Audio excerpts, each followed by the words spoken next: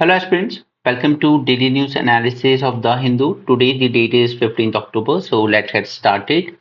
First news is with respect to this India-Canada relations. यहाँ पर जब से निज्जर का मर्डर हुआ है, ठीक है, टाइमलाइन क्या है? पहले यहाँ पर इनका असैसिनेशन होता है, उसके बाद वहां की पुलिस इन्वेस्टिगेट करती है एंड ये देखती है कि यहाँ पर इंडिया से जुड़े हुए कुछ लोग इसमें इन्वॉल्व थे प्लानिंग में। एंड हमारे जो वहाँ डिप्लोमेट्स हैं उन पर भी कनाडा को डाउट होता है कि ये भी नॉन स्टेट एक्टर्स के साथ इन्वॉल्व थे in the assassination of this Hardeep Singh Nijjar killing. अब ये मैटर सडनली क्यों ऐसे ऊपर आने लगा? इसका मेन रीजन था the government of Justin Trudeau, क्योंकि सिर्फ अभी से नहीं, इवन इनके फादर के टाइम भी ड्यूरिंग द 1980s जब पंजाब में खालिस्तानी इंसर्जेंसी अपने पीक पे थी, तो कनाडा की जितनी भी कम्युनिटी है, सिख कम्युनिटी, वो जिस पार्टी के साथ अपना एलिजेंस रखती है उसी पार्टी ने सपोर्ट दे रखा है as a coalition government to this Trudeau government. Okay, इसीलिए इनकी गवर्नमेंट के टाइम पर खालिस्तानी एलिमेंट्स ज्यादा एग्रेसिव और ज्यादा विजिबल होते हैं।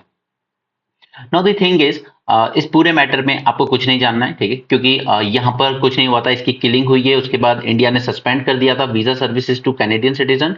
हालांकि बाद में इसको रिज्यूम कर दिया ई वीजा सर्विसेज को, और साथ में कनाडा ने अरेस्ट किया 4 इंडियन नेशनल्स को। देन कनाडा के ज्यादा डिप्लोमेट्स हमारे यहाँ हुआ करते थे, 60 अराउंड, हमारे 20 हुआ करते थे वहां। तो फिर हमने पैरिटी की डिमांड की, तो फिर कनाडा ने भी अपने बाकी के डिप्लोमेट्स को वापस बुला लिया, और अब यहाँ पर इंडिया और कनाडा दोनों ने एक्सपेल कर दिए हैं एक दूसरे के डिप्लोमेट्स को कंप्लीटली। ओके, तो ये इसकी पूरी टाइमलाइन है अभी तक की। But what you need to write in your exam if something is asked regarding to this is that India reserve the right to act against any state or non-state actors that threaten the Indian unity. Right? So yes, India reserve this right, and it should be a diplomatic effort with Canada or any country to make sure that their soil is not used or not act as a safe sanctuary for these anti-Indian elements. Right, बस ये दो लाइनें आपको अपने answer में लिखनी चाहिए अगर कभी पूछा जाता है इससे रिलेटेड कुछ। ओके, बाकी एग्जैक्टली क्या चल रहा है that is not important. Khalistani movement पे आपको क्वेश्चन कभी नहीं पूछा जाएगा, वो हो चुका है पहले। नोबेल प्राइज मिला है for economics on wealth inequality. Wealth inequality के रिस्पेक्ट में जब भी हमने बात की, what we said that after Russia, India is the second country with highest inequality. Okay, and post 2014 ये इनइक्वालिटी और ज्यादा बढ़ी है, जिसका क्लियर डिमॉन्स्ट्रेशन अभी वर्ल्ड ने देखा, जहां पर एक इंडिया का आदमी 5,000 करोड़ की शादी करता है उस कंट्री में जहां पर 70% लोगों की जो इनकम है वो $1 पर डे के आसपास है। ओके, बट अगेन ठीक है, वो उन्होंने की, that is one thing, but ये इनइक्वालिटी का एक अंदाजा देता है। सपोज कीजिए आपके पास 5,000 रुपए हैं, आपसे सिर्फ 140 रुपए डोनेट करने को कहा जाए, आप इजिली कर देंगे। ओके, इट्स लाइक दैट कि पूरे इंडिया के लोगों को भी अगर 1-1 करोड़ देना होगा तो इसके लिए अंबानी के लिए बहुत छोटी चीज है, या किसी भी बड़ी बिजनेस ग्रुप के लिए। बट रियलिटी में ऐसा होता नहीं है, वो उनका काम नहीं है, वो गवर्नमेंट का जॉब है, ठीक है। और गवर्नमेंट का काम सिर्फ एक है कि इस तरह की पॉलिसीज मेजर्स यूज करना जो इनइक्वालिटी को रिड्यूस करे, ना कि उसको बढ़ाए। बट पिछले कुछ सालों में हमने ऐसे स्टेप्स देखे हैं जिसे हम लोग कहते हैं the nexus of corporate and politics. इसकी वजह से this has been a very important factor in last 10 years for rising of this income inequality. How? Because for example हम लोग एक लॉ को लेते हैं, जहां पर ये रूल हुआ करता था दैट आपके पास 3 एयरपोर्ट से ज्यादा किसी एक ग्रुप को नहीं दिए जा सकते। मोदी सरकार ने इसमें अमेंडमेंट किया एंड नतीजा आज 6 सबसे बड़े इंडिया के एयरपोर्ट्स अडानी ग्रुप के पास हैं। राइट, एवरी 500 किलोमीटर, अगर हम अपनी कोस्ट लाइन की बात करें 7,000 किलोमीटर की कोस्ट लाइन की, तो एवरी 500 किलोमीटर पर एक ना एक पोर्ट, वेदर इट मेजर या फिर किसी पोर्ट पर एक स्ट्रिप, ठीक है, वो अकेले अडानी ग्रुप के अंडर में आती है। ऐसे बहुत से रीजन है। सिमिलरली जिंदाल ग्रुप के बारे में हमने बात की, जहां पर क्वालिटी कंट्रोल ऑर्डर लगाया गया और इंपोर्ट से आने वाला जो रॉ मटेरियल था टेक्सटाइल के लिए, उसमें काफी डिक्रीज देखा गया, और 96% मार्केट कैप्चर अकेले जिंदाल ग्रुप ने किया।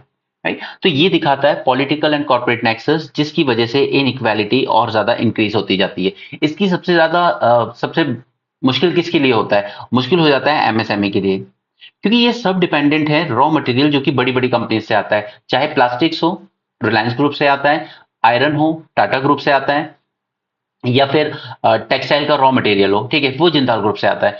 जब आप ऊपर मोनोपोली बनाते हो किसी कंपनी की which have market share of 90 to 96%, तो ये रॉ मटेरियल कॉस्टली हो जाता है। फिर जो माइक्रो एंड स्मॉल एंटरप्राइजेस हैं, इनकी प्रोडक्टिविटी और नीचे जाने लगती है, क्योंकि रॉ मटेरियल कॉस्टली हो गया, तो इनका जो फाइनल एंड फिनिश प्रोडक्ट होगा वो भी उतना ही अनकॉम्पिटिटिव हो जाएगा, और फिर इसमें इनकी सेल, इनकी एक्सपोर्ट्स, ये सब डिक्रीज होना शुरू हो जाते हैं, राइट।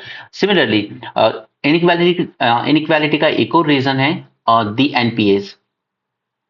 जैसे कि मैंने आपको रिलायंस ग्रुप का एग्जांपल दिया था, एक फार्मा कंपनी का एग्जांपल दिया था, जहां पर 50,000 करोड़ तक का लोन लिया जाता है, लेकिन उसको फिर इंसॉल्वेंसी एंड बैंक्रप्सी डिक्लेयर कर दिया जाता है, और उसके बाद जस्ट 450 करोड़ देके बाकी का लोन राइट ऑफ कर दिया जाता है,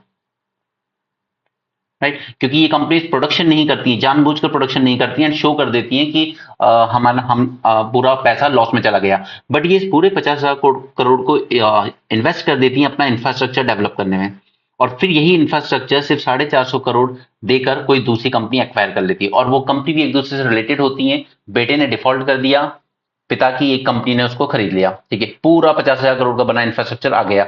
एक भाई ने डिफॉल्ट किया, दूसरे भाई ने उस कंपनी को खरीद लिया, पूरा इंफ्रास्ट्रक्चर अपनी फैमिली में, पूरा इन्वेस्टमेंट अपनी फैमिली में, ठीक है। तो और फिर यही जो लोन राइट ऑफ होता है, ये वसूल किया जाता है आम जनता से इन दी फॉर्म्स ऑफ फी लगेगी, पेनल्टी लगेगी, या चार्जेस लगेंगे, ठीक है। और बैंक्स को कहा जाता है आप अपने लोन की भरपाई कीजिए, या फिर गवर्नमेंट भी अगर कैपिटल इन्फ्यूजन करती है, जैसा कि उसने कहा हम 75,000 करोड़ का कैपिटल इन्फ्यूजन करेंगे बैंक्स में, बट ये 75,000 करोड़ भी कहां से आ रहा है? इंडियन पीपल के टैक्स से, क्योंकि जो रेवेन्यू आ रहा है, यही रेवेन्यू सोशल सिक्योरिटी देने में जाना चाहिए था सरकार की तरफ से, पेंशन देने में, इंश्योरेंस देने में, ठीक है, या फिर जो फसल खराब हो जाती है उसका मुआवजा देने में, ऐसे कई तरीके सर्विसेज में देना था, बट एग्जैक्टली गवर्नमेंट ने कहा दे दिया? बैंक का लॉस रिकवर करने में।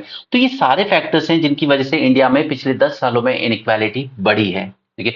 मीडिया पे वो कमांड है इस वक्त गवर्नमेंट का कि वो इस तरह की बातें नहीं दिखाने देता है, बट रियलिटी यही है कि गवर्नमेंट की कुछ पॉलिसीज इस तरीके की रही हैं जिसकी वजह से इनइक्वालिटी और बढ़ती जा रही है इंडिया में, ऑलराइट। और फिर इस इनइक्वालिटी को दबाने के लिए किया जाता है कि हम आपको डायरेक्ट बेनिफिट ट्रांसफर देंगे, किसानों को 6,000 रुपए ईयरली दिया जाएगा, ओके, वुमेन को 1,000 रुपीज मंथली दिया जाएगा। ये सब इसलिए दिखाया जाता है कि गवर्नमेंट स्टेप ले रही है इनइक्वालिटी को रिड्यूस करने में, बट अल्टीमेटली सबका लॉस कहां हो रहा है? लॉस हो रहा है एम्प्लॉयमेंट जनरेटिंग एक्टिविटीज पे। गवर्नमेंट अपनी 30 लाख से ज्यादा पोस्ट अगर वैकेंट रखनी पड़ रही है, तो इसलिए कि वो कहते हैं हम सैलरी और पेंशन का खर्चा कम करना चाहते हैं, जिसे हम रेवेन्यू एक्सपेंडिचर कहते हैं, ठीक है। बट ये सैलरी पेंशन का खर्चा कम करने के लिए आप ये सब चीजें चलाते हो, और फिर सरकार के पास फंड नहीं होता एम्प्लॉयमेंट जनरेट करने के लिए। तो यहां पर वेल्थ इनइक्वालिटी को लेकर ही क्वेश्चन पूछा गया है, सॉरी, इकोनॉमिक के लिए इनको नोबेल प्राइज दिया गया है, वेल्थ इनइक्वालिटी बिटवीन नेशन। अब इसके लिए इन्होंने मेन फैक्टर्स ठहराए हैं तीन चीजों को। वन इज कि एक कंट्री की पॉलिटिकल कंडीशन, यानी कि उसके जो इंस्टीट्यूशंस हैं वो एक इंपॉर्टेंट फैक्टर हो जाता है। अगर ये इंस्टीट्यूशंस बायस्ड हैं, ये इंस्टीट्यूशंस इंश्योर नहीं कर रहे हैं इक्वालिटी, तो इनइक्वालिटी और ज्यादा इंक्रीज होती जाएगी। इसलिए नॉन डेमोक्रेटिक कंट्रीज में जनरली देखा जाता है इनइक्वालिटी काफी हाई होती है, जैसे रशिया में, साउथ अफ्रीका में। साउथ अफ्रीका आज डेमोक्रेटिक है, बट एक टाइम तक वहां से 10% व्हाइट पॉपुलेशन ने ही पूरी कंट्री के रिसोर्सेज को कंट्रोल किया है, राइट। इसलिए वहां भी इनइक्वालिटी बहुत है। इंडिया में इनइक्वालिटी आई है 2014 के बाद और ज्यादा तेजी से बढ़ी है, क्योंकि गवर्नमेंट और कॉर्पोरेट का नेक्सस एक क्लियरली विजिबल है आज, ओके। और दूसरा यहाँ पे रीजन होता है आपकी खुद की सोसाइटी, ठीक है। So there are institutional as well as social factors जिनकी वजह से कंट्री में इनइक्वालिटी बढ़ती है।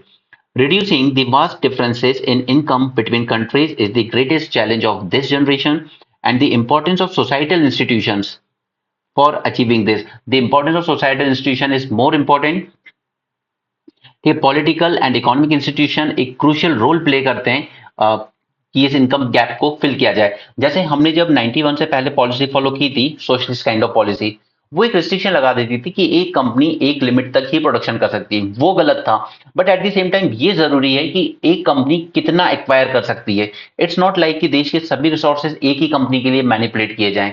3 एयरपोर्ट आपके पास है, आप उनको एफिशिएंटली ऑपरेट कीजिए, दैट्स इनफ, ठीक है। बाकी के एयरपोर्ट दूसरी कंपनीज को ऑपरेट करने दीजिए ताकि इनकम का एक डिस्ट्रीब्यूशन हो, ठीक है। अदरवाइज एक्यूमुलेशन ऑफ वेल्थ होता है, एंड एक्यूमुलेशन ऑफ वेल्थ की सबसे बड़ी प्रॉब्लम ये है कि वो उसके बाद जहां पर स्पेंड करेंगे वो होंगे लग्जरी प्रोडक्ट्स, फॉरेन से इंपोर्टेड प्रोडक्ट्स, रादर देन हमारी जो डोमेस्टिक कंपनीज बनाती हैं या छोटी छोटी एमएसएमईज बनाती हैं।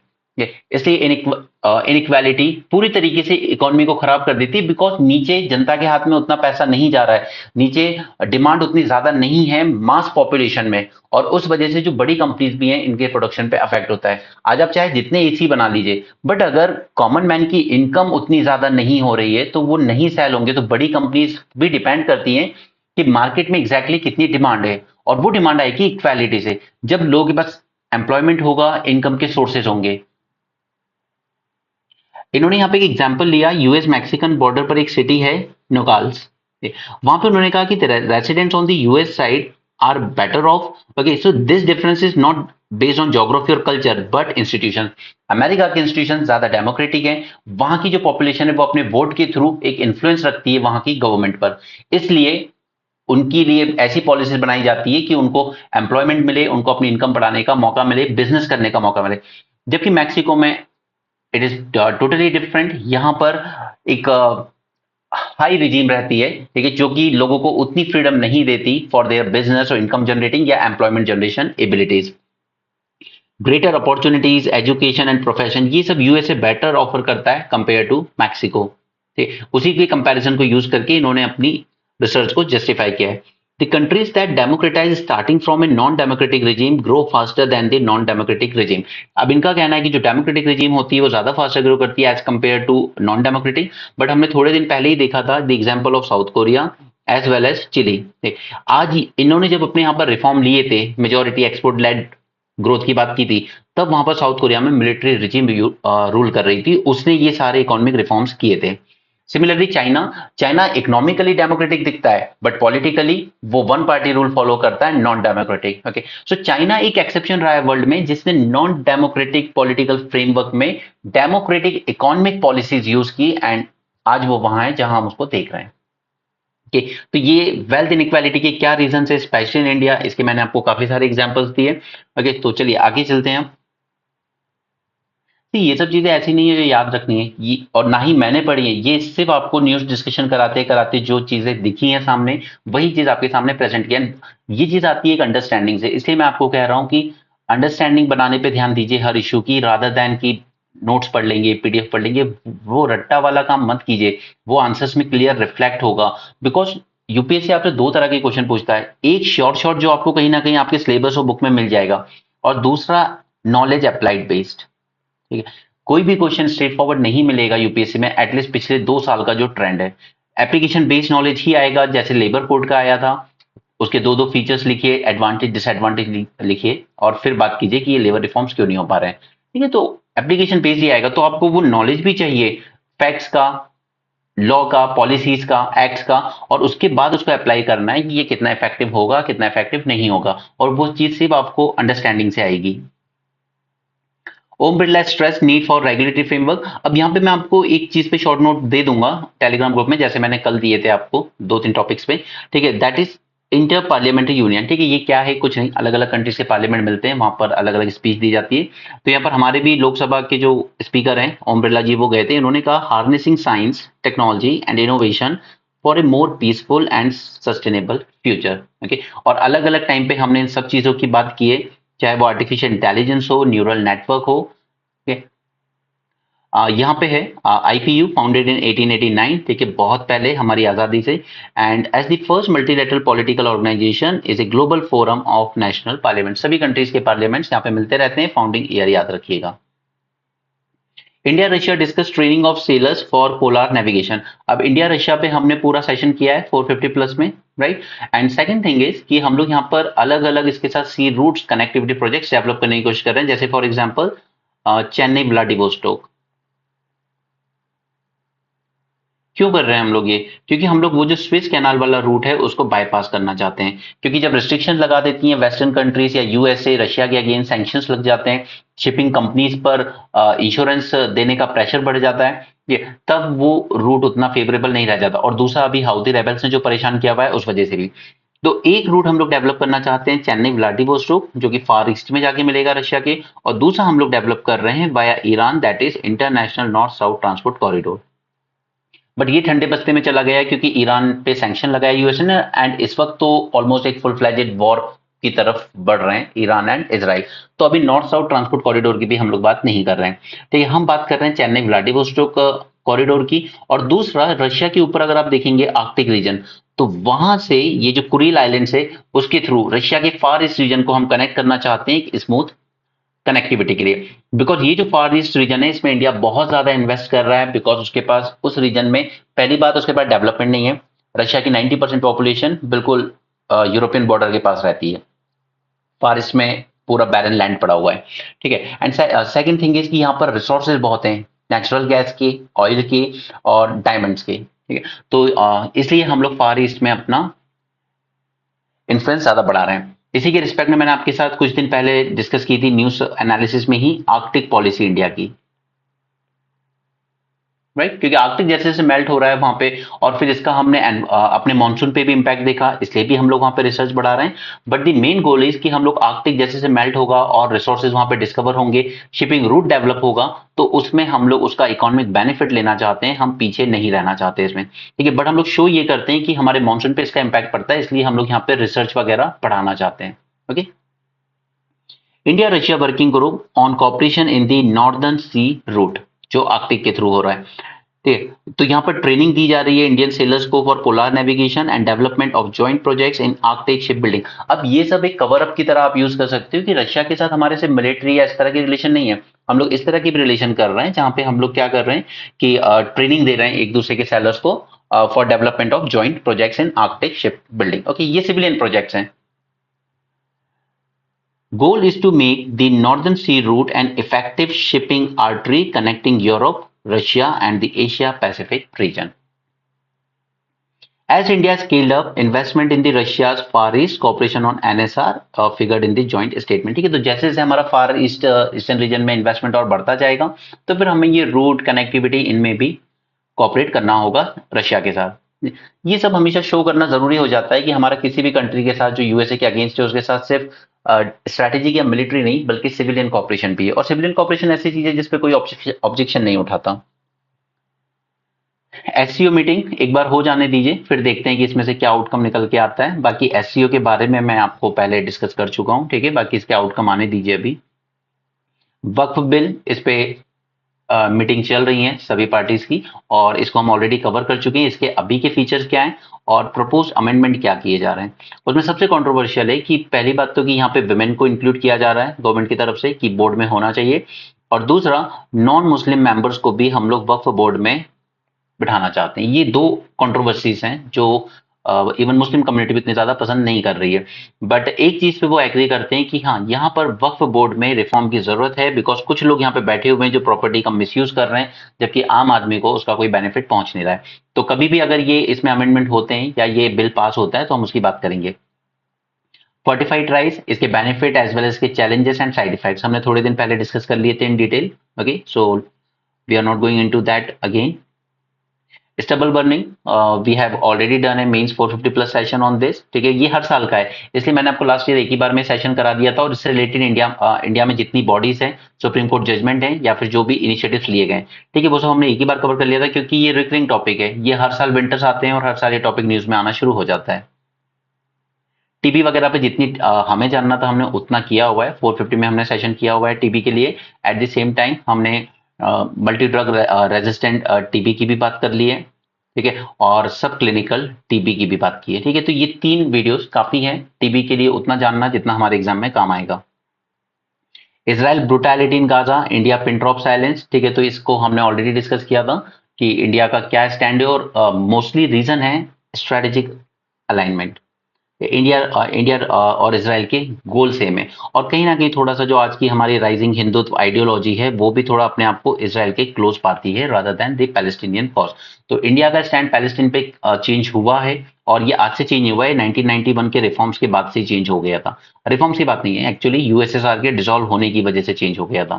तो यूएसएसआर रहा नहीं, यूएसए एक सिंगल पावर बचा, and Israel is like a child of USA, तो हमें यूएसए के क्लोज जाना ही था। और फिर इसी के साथ साथ पैरेलली भी देखिए आप कि यूएसएसआर डिसइंटीग्रेट होता है, यूएसए एक यूनिपोलर वर्ल्ड बना लेता है, but at the same time China का राइज भी होता है जो कि हमारी बॉर्डर पे बैठा हुआ है। तो इन सब चीजों ने हमें कंपेल किया इसराइल के क्लोज जाने के लिए। और बीजेपी गवर्नमेंट जब 2014 में आई तो आइडियोलॉजिकली भी हम इसराइल के और ज्यादा क्लोज चले गए थे। हिंदुत्व आइडियोलॉजी जो ये मानती है कि हम भी चारों तरफ एनिमीज से घिरे हुए हैं, एंड इसराइल की जूइश आइडियोलॉजी जो कि रियल में भी हर तरफ अपने एनिमीज से ही घिरा हुआ है। ठीक है, इसके अलावा सिविलियन सेक्टर में हम लोग कॉपरेशन की बात करते हैं तो एग्रीकल्चर सेक्टर में हम लोग कॉपरेट करते हैं because Israel really have some futuristic technology and research and development in agriculture sector, sanitation, water, in सब में हम इसराइल के साथ कॉपरेट करते हैं। ठीक है, तो ये सब चीजें मैं आपके साथ पहले डिस्कस कर चुका हूँ, let's not go into that again and again. Gig workers को लेके मैंने आपसे बात की थी जब राजस्थान सरकार ने बिल पास किया था, eight the same time Karnataka सरकार ने भी बिल पास किया था। ठीक है, तो अब इसके बारे में हम एक बार फिर से रिवाइज करेंगे बिकॉज अब फाइनली सेंटर की नींद खुली है कि हाँ इस तरह का एक लॉ बनाने की हमें जरूरत है। अब प्रॉब्लम सबसे बड़ी सारे प्रॉब्लम की जड़ ये है कि यहाँ पर ये जो प्लेटफॉर्म वर्कर्स हैं आपके Uber, Ola, Swiggy, they say that we are all these platforms, they say that we are just aggregators। ठीक है, we are not employers। ये अपने आप को एम्प्लॉयर्स नहीं मानते, ये उस डेफिनेशन में नहीं आते। दूसरा दूसरा ये माना जाता है कि ये जो जब ये हायर कर रहे हैं किसी को, ठीक है, तो ये यहाँ पर एम्प्लॉय एंड एम्प्लॉय की रिलेशनशिप नहीं है, it is just a contract कि आपको इस तरह का काम दिया जाएगा, आपको इतना करना है, उसमें इतना कमीशन होगा, दैट्स इट। इसलिए ये मेन फसाद की जड़ है। अब यहां पर राजस्थान कर्नाटक की बिल से हमने दो तीन बातें सीखी थी, दैट इज फर्स्ट, एक तो एक फंड बनाया जाएगा ये जो वर्कर्स हैं इनके केयर के लिए। ठीक है, दूसरा एक बोर्ड बनाया जाएगा जो इनके लिए पॉलिसीज बनाएगा, रूल्स बनाएगा, मॉनिटर करेगा इनके वेलफेयर को, right, that is second thing. And third, registration mandatory किया जाएगा, क्योंकि जब तक आपके रजिस्टर्ड नहीं होंगे ये सारे वर्कर्स तब तक आपको एग्जैक्टली पता नहीं होगा कि किस तरीके से कितनी रिक्रूटमेंट इसमें किए जा रहे हैं और उनको क्या बेनिफिट दिए जा रहे हैं। जैसे फॉर क्या फ्यूचर में उनके इंश्योरेंस को लेकर कोई बेनिफिट है, या अगर मान लो उसका एक्सीडेंट हो जाता है आपके डिलीवरी करते हुए तो क्या कोई इंश्योरेंस का स्कीम है। ठीक है, क्या कोई पेंशन की नॉर्म्स है यहाँ पर, ठीक है, क्या उसकी हेल्थ को लेकर कोई नॉर्म्स है, क्या उसके वर्किंग आवर्स को लेकर कोई रेगुलेशन है। ये सारी चीजें राजस्थान और कर्नाटक के बिल के टाइम हमने डिस्कस की थी। अब हम लोग आगे चलते हैं एक बार फिर से इसकी बात कर लेते हैं। एक्चुअली ये फर्स्ट पेज था, ये इधर रह गया, I am sorry for that. Okay, वो मैटर नहीं करता खैर आपको। ensuring a proper social safety net for gig workers। First is ministry of labour ने यहाँ पे बात की है that we will do this. यहाँ पर ये लोग ड्राफ्ट कर रहे हैं एक लेजिस्लेशन को to include gig workers in the social security system, that is health insurance, retirement savings and all those things। ठीक है, तो यहाँ पर बात की जा रही है कि हमें सोशल सिक्योरिटी सिस्टम में गिग वर्कर्स को भी इंक्लूड करना चाहिए। अब इसके लिए क्या किया जाएगा, एक सोशल सिक्योरिटी फंड बनाया जाएगा और उसमें ये जो एग्रीगेटर्स होंगे, ठीक है, Swiggy and all those thing, इन्हें कंट्रीब्यूट करना होगा 1 to 2% of their revenue, right, ताकि वर्कर्स को सिर्फ एक्सप्लॉइट ना किया जाए, उनकी सोशल सिक्योरिटी का भी ध्यान रखा जाए। साथ में इसी के साथ यहाँ पर एक वेलफेयर बोर्ड भी बनाया जाएगा, ठीक है, फंड के अलावा भी, और ये वेलफेयर बोर्ड काम करेगा मोस्टली इनके वेलफेयर के लिए। तो यहाँ पर रजिस्टर करना होगा आपको सभी गिग वर्कर्स को बोर्ड के पास, और अगर आप उनको रिलीज करते हो कल को, अभी तक क्या है, वर्क मिला तो ठीक, नहीं मिला तो निकाल दिया, ठीक है, अगर आपको उनको रिलीज करना है उनके वर्क से तो आपको एक वैलिड रीजन देना होगा, eight the same time 14 days का नोटिस देना होगा। ये नहीं कि सडनली एक दिन आप कहते हो कि आपको निकाला जाता है, no, you need to give 14 days notice, जैसा कि एक प्रॉपर फॉर्मल सेक्टर में होता है। ठीक, उसके अलावा अगर ओवर एक्सप्लॉइटेशन हो रहा है या कोई और प्रॉब्लम है तो डिस्प्यूट्स होते रहते हैं वर्कर्स और इन प्लेटफॉर्म्स के बीच, तो उसके लिए डिस्प्यूट रेजोल्यूशन मैकेनिज्म बनाया जाएगा ताकि वर्कर्स के राइट को प्रोटेक्ट किया जा सके। ओके, तो इतनी बातें समझ में आई। एक फंड बनाया जाएगा, उसमें एग्रीगेटर को 1 to 2% अपने रेवेन्यू का शेयर देना होगा। एक बोर्ड बनाया जाएगा जिसके पास सारे रजिस्ट्रेशन कराए जाएंगे वर्कर्स के। एंड थर्ड स्टेप इज कि आपको 14 डे का नोटिस देना होगा विद वैलिड रीजन अगर आप किसी भी वर्कर को निकालते हो। And fourth one is resolution mechanism, एक डिस्प्यूट रेजोल्यूशन मैकेनिज्म तैयार किया जाएगा वर्कर्स को प्रोटेक्ट करने के लिए। ठीक है, और ये रजिस्ट्रेशन कहाँ करना होगा इन एग्रीगेटर कंपनीज को वर्कर्स का, तो वो रजिस्ट्रेशन करना होगा ई श्रम पोर्टल पर। ओके, और यहाँ पर आपको एक्सीडेंट इंश्योरेंस ऑफर करना होगा वर्कर को डिलीवरी करते हुए, अगर उसका एक्सीडेंट हो जाता है या आपके लिए वर्क करते हुए एक्सीडेंट हो जाता है। लेबर कोड्स की जब मैंने आपके साथ बात की थी तो मैंने 4 टाइप के लेबर कोड डिस्कस किए थे आपके साथ, wage, social security, industrial relations and working condition.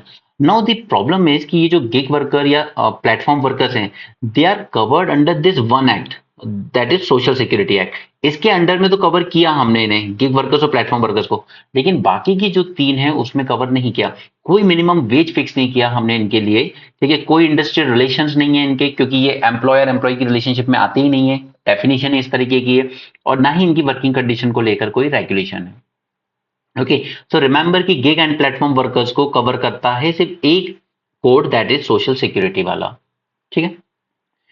Issue है डेफिनेशन में मेन, बिकॉज यहाँ पे जो डेफिनेशन है वही एक्सक्लूड कर देती है इन गिग वर्कर्स को from the formal employment framework, क्योंकि यहाँ पे जो गिग वर्कर्स हैं इनको क्लासिफाई किया जाता है एज ए इंडिपेंडेंट कॉन्ट्रैक्टर, यानी कि एक आया एक लड़का अपनी बाइक वगैरह लेके, उसको उसने कॉन्ट्रैक्ट कर लिया कंपनी के साथ कि ठीक है आपकी महीने भर में जो भी डिलीवरी होगी that I will do, and her delivery पे इतना % कमीशन मेरा होगा।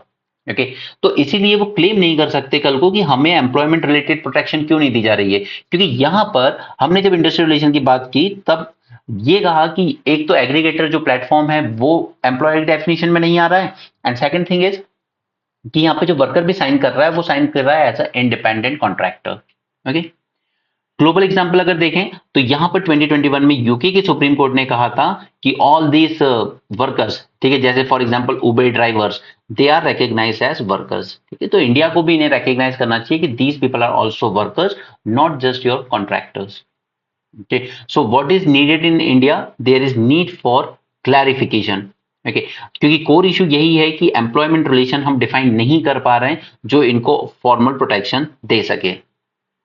Okay, these workers lack recognition, and it stressed the importance of recognizing aggregators as employers and workers as formal employee। ठीक है, कॉन्ट्रैक्ट वाला काम खत्म कीजिए, ये जितने भी प्लेटफॉर्म हैं they should be considered as a employer, and ये जितने भी वर्कर्स हैं they should be considered as a employ.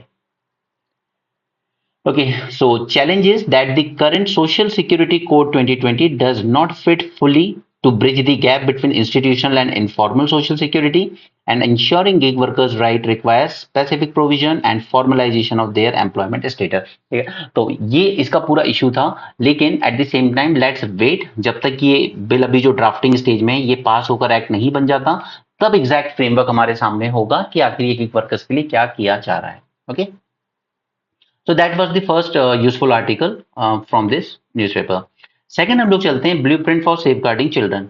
अब चिल्ड्रंस की जब बात आती है तो सबसे पहले क्या है, मैड्रास हाई कोर्ट ने एक गलती की थी, उसने ये कहा था कि अगर आप चाइल्ड पॉर्न घर में देख रहे हो, ठीक है, आपने स्टोर भी कर रखी है अपने सिस्टम पे, कोई दिक्कत नहीं है जब तक कि आप उसको ट्रांसफर नहीं कर रहे हो, वो क्राइम नहीं है, ये एक एडल्ट एक्ट है, इंसान अपने बंद रूम में कुछ भी कर सकता है। उसके बाद जब ये मैटर सुप्रीम कोर्ट में गया तो सुप्रीम कोर्ट सेड नो, ठीक, उसने यहाँ पे मैड्रास हाई कोर्ट का जो जजमेंट था उसको खत्म किया। उसने कहा कि आप किसी भी तरह का अगर चाइल्ड पोर्नोग्राफी अपने पास डाउनलोड करते हो या फिर स्टोर करते हो और ट्रांसफर करते हो तो वो ऑलरेडी क्राइम है ही, ठीक है, तो ये एक तरीके से शॉर्ट क्राइम होगा, राइट।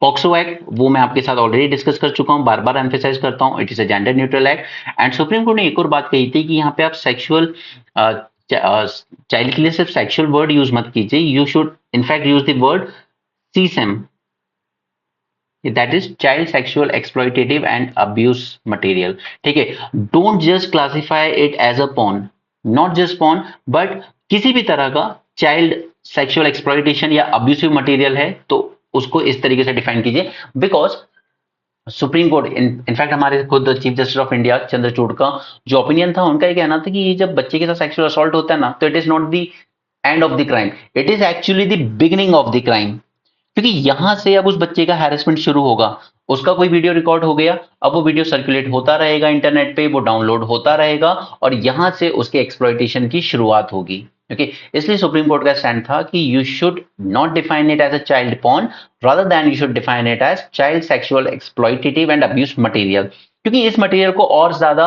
एक्सप्लॉइट किया जाएगा फॉर इकोनॉमिक पर्पस, ठीक है, लोग शेयर करेंगे, लोग सेल करेंगे, ठीक है, तो इसलिए सुप्रीम कोर्ट ने ये वर्ड्स कॉइन किए थे अपनी लास्ट जजमेंट में। और इसके अलावा इस जजमेंट में क्या हुआ था जो हमने डिस्कस किया था, अनदर थिंग वाज कि यहां पर जो इंटरमीडिएरीज हैं जैसे टेलीग्राम, इन इंटरमीडिएरीज को कहा गया था कि अगर आपके पास इस तरह की कोई भी चीज आती है आपके सिस्टम, आपके ऐप से या आपके वेबसाइट से डाउनलोड हुई है, you should report it to the police, and आपको इस तरह का रिपोर्ट तो करनी ही होगी। At the same time you should also delete it from your system. Okay, आपको अपने सर्वर से डिलीट करनी होगी। ठीक है, ये सारी चीजें अभी तक इस केस में हुई है। अब हम लोग आगे चलते हैं कि आखिर हम क्या एक ब्लूप्रिंट तैयार कर सकते हैं अपने बच्चों को सेफगार्ड करने के लिए। Okay, a blueprint to safeguard the childrens. ये सारी बातें हम कर चुके हैं। सुप्रीम कोर्ट का जो जजमेंट आया, ठीक है, इसने बात की online sexual abuse of children, targeting the downloading and storage of child sexual exploitative and abusive material. Court ने रूल किया दैट मेयरली डाउनलोडिंग और watching child pornography is a serious crime. ठीक है, उसे आप सिर्फ एडल्ट इंटेलिजेंस या adult आदमी का प्राइवेसी में कुछ करना, इसको ये नहीं कह सकते। अगर आपने डाउनलोड किया या आप देख रहे हो, it is a serious crime. और इसने ओवरटर्न कर दिया था यहाँ पे ruling of the Madras high court, right. अब यहाँ पे जो जजमेंट आया था सुप्रीम कोर्ट का, उसने एक्सपैंड किया लीगल फ्रेमवर्क को, the understanding and the scope of POCSO act 2012 by making that downloading and storing such material is an offence. पहले क्या कहा था मैड्रास हाई कोर्ट ने, वो कहता था कि सिर्फ ट्रांसफर करना क्राइम है, लेकिन यहाँ पे पॉक्सो के अंडर में इस डोमेन को और एक्सपैंड किया गया कि ट्रांसफर बात की बात है, अगर आपने डाउनलोड भी की है या स्टोर भी किया सिस्टम पे, वो भी क्राइम है। ओके, तो इसने लीगल फ्रेमवर्क को और ज्यादा एक्सपैंड किया। It mandated the comprehensive responsibilities on social media platforms and intermediaries such as Telegram to comply with Indian law and report the CSAM activity to law enforcement. ठीक, यहां तक की पिक्चर अभी तक आपको क्लियर हो गई। Next is broader impact of this ruling. The ruling reframed this CSAM not only as a crime but as part of global criminal ecosystem involving organized economic exploitation. अब कोई चाइल्ड पॉर्न या child MMS अगर किसी भी country में बनाओ, but कुछ website जो उसको होस्ट कर रही हैं वो उसको सेल करेंगी across the world. So what we need to see is that कोई चीज अगर इंडिया में हो रही है किसी भी पर्टिकुलर कंट्री में, तो वो सिर्फ उस कंट्री में नहीं हो रही है, it is actually part of global criminal ecosystem, right? It recognizes the harmful impact on child victim who often remain unaware of their exploitation as their abuse is circulated in the secrecy. उस बच्चे को पता ही नहीं होता है कि उसका इस तरह का कोई वीडियो या इस तरह की चीजें सर्कुलेट हो रही हैं across the world over internet. और इस चैलेंज को और ज्यादा मुश्किल बना दिया है emergence of artificial intelligence technology. ठीक है, एआई की मदद से आजकल ये डिफरेंशिएट करना बहुत मुश्किल हो जाता है कि ये रियल है या डिफरेंट या आर्टिफिशियली बनाई गई है। ठीक है, किसी बच्चे की पॉर्न या उसकी image and all. The rise of AI generated child sexual abuse material complicates the law enforcement efforts as it blurs the line between real and synthetic image, making the prosecution and justice more difficult, right? So we need a legal framework to address AI-driven exploitation and other emerging abuse. Now this is a one further steps या way forward जो आप लिख सकते हो, that we need a legal framework not just to counter this child porn or child sexual exploitative material, but also this AI-driven exploitation and other emerging forms of abuse. Shilpa Shetty और उनके husband जब पकड़ाए थे तब इसी तरह के क्लेम्स लगे करे थे कि ये कुछ ऑनलाइन सेक्स टाइप का बिजनेस करते हैं। तो वहां पे लोग बहुत कुछ यूज कर रहे हैं आजकल, आर्टिफिशियल और ऑगमेंटेड रियलिटी, वर्चुअल रियलिटी, जो लोगों को ये प्लेजर देती है कि हाँ आप जो कर रहे हो वो एकदम रियल जैसी फीलिंग देगा आपको। ठीक है, तो ये जो एआई ड्रिवन एक्सप्लॉइटेशन है स्पेशली बच्चों का, इसके लिए हमें एक नए लीगल फ्रेमवर्क की जरूरत पड़ेगी। ये सिर्फ पॉक्सो एक्ट से हैंडल नहीं होगा। Clear? Next is global coordination require. अब जिस तरीके से हमने ऊपर देखा कि कुछ भी ऐसा नहीं है कि किसी एक कंट्री में स्टे करे ये चीजें, इंटरनेट पे specially. Okay, so what we need is global coordination, the importance of borderless coordinated response to combat CSAM, urging collaboration between countries, international agencies like international police and financial institution. So इसके लिए हमें क्या step लेना होगा? We need to create an international database of sex offenders to prevent offenders from gaining employment in sectors involving children. So in short he wants कि अगर कोई भी child offense में पकड़ा गया है तो उसका एक डेटाबेस रखा जाए ताकि इस तरह का आदमी कहीं भी जॉब ना कर पाए। बट फिर बात वहीं आ जाती है कि हमारा रूल ऑफ लॉ तो ये कहता है ना कि we should focus on reforming the criminal, okay, not just punishing. ठीक है, तो हो सकता है कि किसी ने कुछ गलती की हो किसी एज में, लेकिन उसके बाद सुधर के अपनी जिंदगी नए से शुरू कर रहा हो, तो फिर आप उसको एम्प्लॉयमेंट नहीं देना चाहते, इसलिए आप एक इंटरनेशनल डेटाबेस क्रिएट करना चाहते हो उस तरह का। ठीक है। बट हाँ, उन लोगों का डेटाबेस जरूर होना चाहिए जो बार बार रिपीटेटिवली इसी तरह का क्राइम कमिट कर रहे हैं। Next is real time reporting. ऐसा नहीं कि कोई वीडियो लीक हुआ और वो महीने भर तक सर्कुलेट होता रहा, उसके बाद जाके कोई एक्शन लिया जाए। No, they should be real time reporting and accountability. These social media platform must be held accountable for reporting CSAM in real time to law enforcement। जैसे ही इस तरह का कोई कंटेंट आपकी वेबसाइट या आपके टेलीग्राम पे अपलोड होता है, उसे तुरंत रिपोर्ट करना चाहिए इन इंटरमीडियरीज को। एंड सुप्रीम कोर्ट की जजमेंट ने मैंडेटरी भी कर दिया है that these intermediaries report such content to local police and authorities. Institutional and legal reforms लेने होंगे। We need to establish an institutional framework with advance technology to track and address such sexually exploitative material.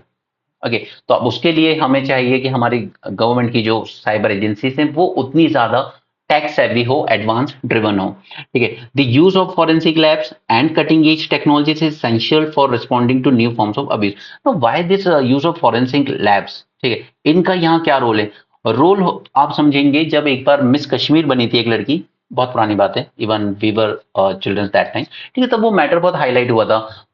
फिर ये कहा गया कि नहीं नहीं, ये तो फेक है, it is not the real miss Kashmir जो बनी थी, बट ये कोई उनकी कॉपी टाइप की लड़की है। ठीक है। फिर बाद में इसको फॉरेंसिक लैब में अच्छे से एग्जामिन किया गया, उनके बॉडी फीचर्स, उनकी बोलने का तरीका, ठीक है, उनकी वॉइस, उनकी स्माइल, हाव भाव, ये सब एग्जामिन किए गए। बाद में फॉरेंसिक रिपोर्ट ने ये जजमेंट दिया कि नहीं, ये एग्जैक्टली मिस कश्मीर ही है इस एमएमएस में। ओके, तो इस तरीके से फॉरेंसिक लैब का भी जरूरी हो जाता है, स्पेशली जब बात हो रही है कि आर्टिफिशियल इंटेलिजेंस भी इस तरह की इमेजेस एंड वीडियोस बना रहा है जिनको डिफरेंशिएट करना बहुत मुश्किल है। तो ऐसे में हमें अपनी फॉरेंसिक लेबोरेटरीज को और बेटर बनाना होगा with cutting edge technologies.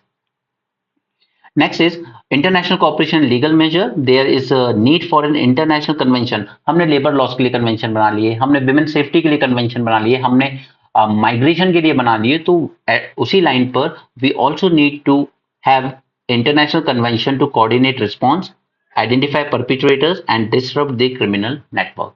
Alright, तो काफी अच्छा आर्टिकल था, इसने काफी अच्छी बातें की इसके बारे में।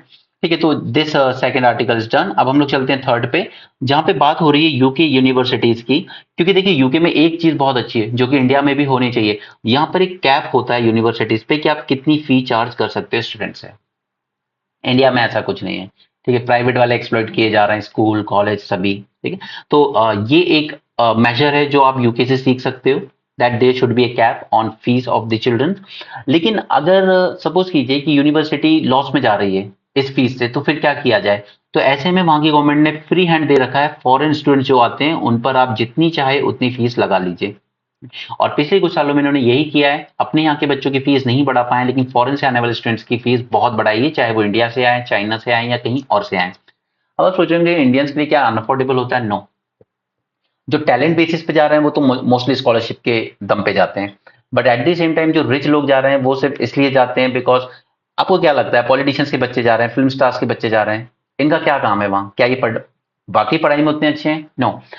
उसका मेन रीजन ये होता है इनके पीछे, क्योंकि इन्हीं यूनिवर्सिटी से वो बच्चे भी निकलते हैं जो कल को गूगल के सीईओ बनेंगे, जो आईएमएफ वर्ल्ड बैंक के बोर्ड में बैठेंगे, जो बड़ी बड़ी कंपनीज में जॉब कर रहे होंगे। सो यहाँ पे ये जो पॉलिटिशियंस होते हैं या ब्यूरोक्रेट्स होते हैं या फिर हमारे फिल्म स्टार्स, क्रिकेटर्स होते हैं, उनका मोटिव ये रहता है कि यहाँ पर हमारे बच्चों के कॉन्टैक्ट्स एक कम्युनिटी, उस कम्युनिटी का पार्ट बन जाए वो, जो अल्टीमेटली वर्ल्ड के बड़े बड़े इंस्टीट्यूशंस पे कल को रूल करेगी। ओके, सो वो मोटिव होता है मेनली। अदरवाइज तो आधे तो टाइम पास करके वापस आ जाते हैं। एनीवे, यहाँ पे देखिए annual inflow of new students. तो सबसे ज्यादा जो बच्चे गए यूके में वो कौन है? इंडियंस, 1,26,580। चाइना में आप देख सकते हैं यहाँ पे एक टाइम इनका डाउनफॉल ऑलमोस्ट 1 लाख से नीचे आ गया था, अभी थोड़ा सा बढ़ा है, बट फिर भी 1 लाख के आसपास ही है। क्यों? क्योंकि चाइना की खुद की यूनिवर्सिटीज बहुत टॉप क्लास हैं इस वक्त। ठीक है, इंडिया की यूनिवर्सिटीज उतने टॉप क्लास नहीं रही हैं, और उसका एक रीजन रहा है कि हाँ, रिजर्वेशन कहीं ना कहीं एक इशू है। क्योंकि जब हम आईआईटीज, आईआईएम्स, एम्स की बात करते हैं तो अराउंड 50% सीट्स यहाँ रिजर्व हो जाती हैं। तो कई बार होता भी है कि टैलेंटेड कोई बच्चा है लेकिन नहीं मिल पाया, तो चलो फॉरेन चलते हैं। ठीक है, बट वो उन बच्चों की बात है जो उतने टैलेंटेड हैं, स्कॉलरशिप की बात है। अदरवाइज हमारे यहाँ प्राइवेट यूनिवर्सिटीज भी अच्छी हैं, अगर आपको गवर्नमेंट में नहीं मिला तो बच्चे प्राइवेट यूनिवर्सिटी से भी करते हैं। बट द थिंग इज की reservation is a issue and that's reality, we need to accept it. Next is, यहाँ पे शेयर देखिए फॉरेन स्टूडेंट्स का। ठीक है, total enrolment and share in their total fees. यहाँ पे एनरोलमेंट वाइज अगर आप देखेंगे, हम उन बच्चों की बात कर रहे हैं जो यूरोप से बाहर से आते हैं, ठीक है, नॉन नॉन यूरोपियंस।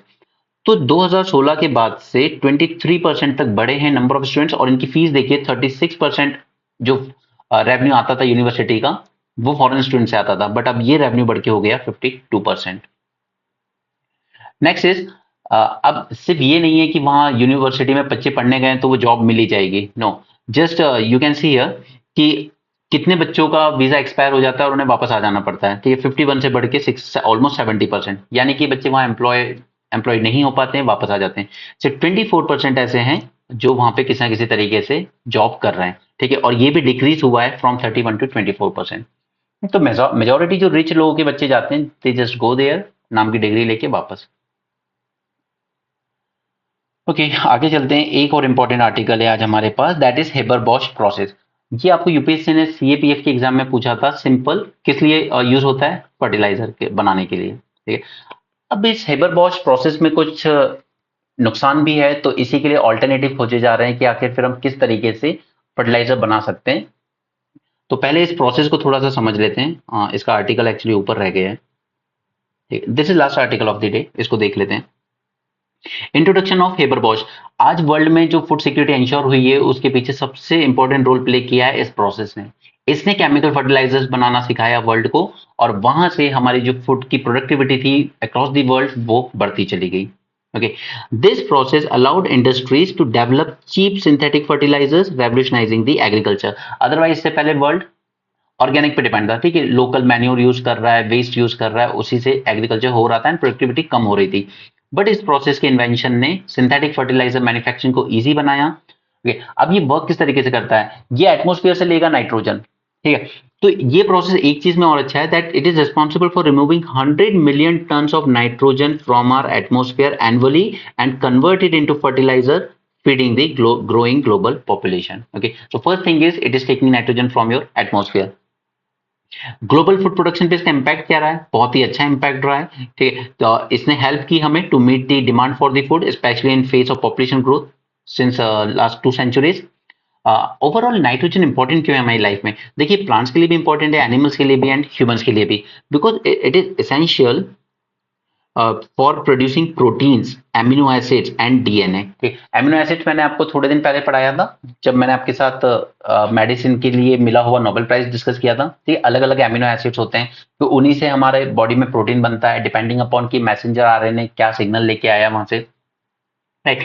तो इसके लिए नाइट्रोजन बहुत इंपॉर्टेंट हो जाता है। ये हमारे प्रोटीन में, एमिनो एसिड्स, डीएनए, इन सब में हेल्प करता है, ठीक है, प्लांट में। While humans and animals they rely on nitrogen rich amino acids from the plants. तो अगर नाइट्रोजन की कमी होगी तो प्लांट्स वहां पे सिंथेसिस नहीं कर पाएंगे, और फिर अल्टीमेटली उसी से हमारे ह्यूमंस और एनिमल्स दोनों में इंपैक्ट पड़ता है। Nitrogen comprise around 2.6% of our human body. So how this process work? ये सिंथेसाइज करता है हमारे लिए ammonia by combining the nitrogen from the atmosphere and with hydrogen under high temperature and high pressure using a catalyst. और ये जो ammonia produce होगा यहाँ पर, इसी को हम लोग यूज करेंगे to make nitrogen based fertilizer such as urea. So what are the environmental and health concern with this process? हो क्या रहा है? The excessive use of nitrogen fertilizer lead to environmental issues like soil degradation हो रहा है, water contamination हो रहा है, eutrophication and all, and formation of harmful algae blooms. तो जितना ज्यादा हम लोग यूरिया और फर्टिलाइजर यूज करते जा रहे हैं, उतना ही ज्यादा हमारी सॉइल, वाटर कंटेमिनेट होते जा रहे हैं, एल्गे ब्लूम्स हो रहा है, यूट्रोफिकेशन हो रहा है, और अल्टीमेटली पूरी जो मराइन स्पीशीज पॉपुलेशन है उस पर इंपैक्ट पड़ रहा है। सिमिलरली, क्योंकि इतना ज्यादा एनुअली ये इतना ज्यादा नाइट्रोजन निकाल रहा है एटमॉस्फेयर से, so this is also disrupting the nitrogen cycle as well, because large amount of nitrogens are applied to fields and much of which is not absorbed by the crops but instead run off into rivers, oceans and the atmosphere. Economic impact: this process has turned nitrogen based fertilizer into multi-billion-dollar global industry, making agriculture highly dependent on synthetic fertilizer. Okay, इससे green revolution जैसी चीजें तो हुई, India self sufficient भी बना food grains में, तो economically तो ये बेनिफिशियल रहा, बट एनवायरमेंटली ये काफी डैमेजिंग है हमारे लिए, क्योंकि इसका बहुत ज्यादा एक्सेसिव यूज हो रहा है। सो इस प्रोसेस में प्रॉब्लम है कि ऐसा नहीं है कि ये पूरा हार्मलेस प्रोसेस है, हम ये नहीं कह सकते, बिकॉज यहाँ पे क्या हो रहा है, ultimately green house gas emission होते ही हैं, क्योंकि आप एनर्जी तो यूज कर ही रहे हो इसमें, and depletion of natural resources and an imbalance in the ecosystem, that is nitrogen imbalance in the atmosphere and soil. The environmental footprint of the process is significant due to high energy requirement and harmful byproducts that are released. So future में अब क्या किया जा सकता है? The researchers are exploring the alternatives to reduce dependency on Haber-Bosch process and mitigate its environmental impact. देखिए, तो इस वक्त वर्ल्ड के पास ड्वेल चैलेंज है. हमें अपना फूड प्रोडक्शन भी बढ़ाना है क्योंकि पॉपुलेशन अभी भी ग्रो कर रही है, but at the same time we also need to reduce the environmental damage जो कि हमारे सॉइल, हमारे वाटर, हमारे मराइन स्पीशीज को डैमेज कर रहा है. ओके, तो प्रीलिम्स में अगर पूछेंगे तो सिर्फ हैबर बॉश प्रोसेस पूछा जाएगा, लेकिन वो सिविल सर्विस में नहीं पूछेगा इतना इजी. वो आपसे सीएपीएफ या सीडीएस टाइप के एग्जाम में पूछ लेता है. ओके, चलिए आगे चलते हैं. Banks must ride on AI big tech advantages. इसी के रिस्पेक्ट में मैंने आपसे सारी बातें पहले कर चुका हूँ. आर्टिफिशियल इंटेलिजेंस, बिग टेक्नोलॉजी, क्योंकि जितना अच्छा आप डेटा को एग्जामिन कर सकते हो उतना बेटर स्टेप लिए जा सकते हैं बैंक की तरफ से. जैसे लोन देना है तो किस सेक्टर में इस वक्त क्या डिमांड है, ठीक है, क्या उसकी एक्सपेक्टेड सीएजीआर है, क्या ग्रोथ रेट रह सकती है. अगर इस सेक्टर में कोई लोन लेने आया है तो yes we should sanction. But अगर कोई ऐसा सेक्टर है जिसमें हम देख रहे हैं कि यार सैचुरेशन आ रहा है एक तरीके से, ठीक है, जैसे ये आपके कोचिंग इंस्टीट्यूशन सेक्टर, इनमें सैचुरेशन आ चुका है कहीं ना कहीं, तो अब अगर कोई कंपनी फंड लेने जाएगी बैंक के पास तो हो सकता है कि बैंक कहे कि नहीं, आपकी उसमें ज्यादा प्रॉफिट मार्जिन नहीं है, आपके बिजनेस में इस वक्त कंपटीशन बहुत ज्यादा है, सैचुरेशन हो चुका है, तो हम या तो आपको हाई इंटरेस्ट पे देंगे या फिर देंगे ही नहीं. एनपीए होने के ज्यादा चांसेस है. तो ये सब बिग टेक के थ्रू हो सकता है. एट द सेम टाइम हमने बात की ब्लॉकचेन की. ब्लॉकचेन बैंकिंग सेक्टर में क्या कर सकता है? ये ट्रांसपेरेंसी इंश्योर करता है, क्योंकि ब्लॉकचेन में जितने भी कंप्यूटर्स होंगे, अगर कोई भी ट्रांजेक्शन हुआ है तो वो सारे कंप्यूटर्स पे शेयर होता है. ठीक है, सारे कंप्यूटर्स पे. अब ऐसा नहीं है कि अगर मैंने एक कंप्यूटर से डेटा इरेज कर दिया, ठीक है, तो मैं इस करप्शन को छुपा लूंगा, नहीं छुपा पाऊंगा. बाकी 4 कंप्यूटर्स के साथ भी शेयर हुआ था ये. ठीक है, तो ब्लॉकचेन फिनटेक सेक्टर में ट्रांसपेरेंसी इंश्योर कर सकती है. ये तो आर्टिफिशियल इंटेलिजेंस हो, बिग टेक हो, या फिर आपका ब्लॉकचेन हो, ये सब इंश्योर कर सकती हैं फिनटेक या बैंकिंग सेक्टर में transparency, accountability and risk taking decisions. Concerned over the high reliance on AI and machine learning in the banking space, but at the same time इसके concerns भी है कि हद से ज्यादा over reliance भी नहीं होना चाहिए, because टेक्नोलॉजी ऐसी कोई फुल प्रूफ भी नहीं है कि वो आपको हमेशा सही डिसीजन ही देगी. Okay. Artificial intelligence, machine learning, they have opened up new avenues of business and profit expansion for financial institution, but at the same time they also pose financial stability risk, especially when the small number of tech providers dominate the market. Now this is problem. किसी भी field में अगर सिर्फ limited लोग ही पूरा dominance रख रहे हैं तो फिर प्रॉब्लम आएगी. फिर वो साठगांठ होती है कि हमारे जैसे क्रेडिट रैंकिंग इंस्टीट्यूशंस जो हैं, इन पे हमेशा एलिगेशन रहे हैं कि जिस कंपनी को अपनी क्रेडिट रेटिंग इंप्रूव करानी होती है वो इनको पैसे देती है और फिर ये अपनी उसकी रैंकिंग बढ़ा देंगे. ठीक है, ट्रिपल बी प्लस कर देंगे या डबल ए कर देंगे. ओके, सो इन पे हमेशा से एलिगेशन रहे हैं. और वर्ल्ड में सिर्फ 3-4 ही ऐसी बड़े ब्रांड्स हैं जिनकी, जैसे S&P हो गया, ठीक है, मूडी हो गया, फिच रेटिंग हो गया, ये 3 ऑलमोस्ट कंट्रोल करती हैं वर्ल्ड के 80% रैंकिंग मार्केट को. और क्रेडिट रेटिंग अगर आपको अपनी कंपनी इंप्रूव करानी है ताकि और लोग इन्वेस्ट करने आए आपकी कंपनी में या और लोग शेयर्स खरीदने आए आपकी कंपनी के, तो आप क्या करोगे? इन 3 रेटिंग एजेंसीज के साथ साठ कार्ड बना लो. ठीक है, पैसे दो, बेनिफिट दो या कुछ भी दो कि हमारी रैंकिंग इंप्रूव कर दीजिए ताकि हमें इन्वेस्टमेंट मिल जाए. बट बाद में at the end of the day क्या होगा? कंपनी की वैल्यूएशन उतनी नहीं है, कंपनी का उतना बड़ा मार्केट नहीं है, उतनी अच्छी सेल नहीं है, और वो इन्वेस्टर का सारा पैसा डूब जाएगा. ठीक है, तो कभी भी मार्केट डोमिनेंस में अगर सिर्फ स्मॉल नंबर ऑफ प्लेयर्स हैं तो फिर चांसेस होंगे मिसयूज के. यहां पर मैंने आपके साथ एक वीडियो किया था मेंस 450+ पे, इंडिया गेमिंग रेवोल्यूशन. ठीक है, तो उसी के लिए सेंटर ऑफ एक्सीलेंस बनाने की गवर्नमेंट ने बात की थी फॉर वर्चुअल रियलिटी. तो इसके लिए इसने मेटा के साथ पार्टनरशिप की है गवर्नमेंट ने.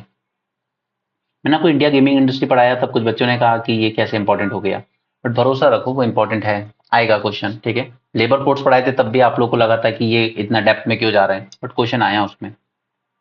फिर बच्चे सिर्फ लेबर रिफॉर्म की बात करते हैं और उसमें सिर्फ एक लाइन लिखते हैं 4 कोड्स के बारे में, बट उसने चारों कोड के एडवांटेज डिसएडवांटेज पूछ लिया आपसे, इसलिए मैंने पढ़ाए थे. So you can trust on my experience, I am in this field for past 10 years. At least 21 killed in Israel strike on village in Lebanon. ये सब बातें हम कर चुके हैं. इसराइल ने इवन जो यूएन पीस कीपर्स हैं के जो ऑफिस था उसके गेट पर भी टैंक से अटैक किया, ठीक है, तो ये एक वॉर क्राइम माना जाएगा। जो सेक्रेटरी जनरल है ग्यूटरस, उन्होंने वार्न किया इसराइल को। China deploys 125 war planes in large scale military drill to warn Taiwan. और मैं आपसे कह रहा हूं कि अगर दो बड़े फ्रिक्शन पॉइंट ऑफ वर्ल्ड में कहीं दिखते हैं तो वो India Pakistan PoK issue and China Taiwan, सिर्फ ये दो और वेट कर रहे हैं। अगर यहां कभी वॉर की सिचुएशन बनती है तो आप मान के चलिए आप थर्ड वर्ल्ड वॉर के बहुत नजदीक हैं।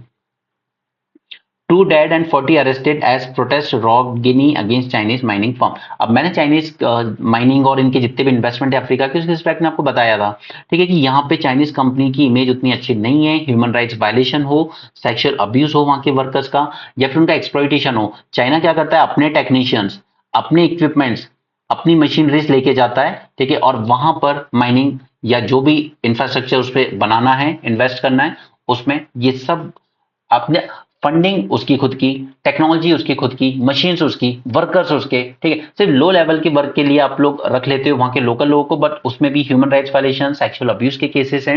Eight the same time deforestation बहुत ज्यादा करता है चाइना, और जो ओवरऑल एनवायरमेंट है, वाटर बॉडीज एंड ऑल, उनको भी डैमेज करता है। इसलिए चाइनीज कंपनी के जो भी प्रोजेक्ट्स हैं उनके अगेंस्ट प्रोटेस्ट काफी देखने को मिलते हैं, और उसी का एक सबसे बड़ा एग्जाम्पल है गिनी। और इस प्रोटेस्ट में 2 लोग मर गए एंड 40 लोगों को अरेस्ट किया गया। और चाइना का सिंपल है, इसलिए वो इन अफ्रीकन कंट्रीज में अथॉरिटेरियन रिजिम्स को ज्यादा फेवर करता है। ऊपर टॉप लीडरशिप को पैसे दे दो और फिर करो जो एक्सप्लॉइटेशन करना है, ठीक है। डेमोक्रेटिक गवर्नमेंट जहां होगी वहां पे चाइना की इतनी नहीं चलती, for example south Africa. Okay, I think that's it for the day. Thanks for joining, and do join our prelims revision series that will gonna be immensely helpful to you guys. Okay, so thanks for joining. Have a great day and keep learning.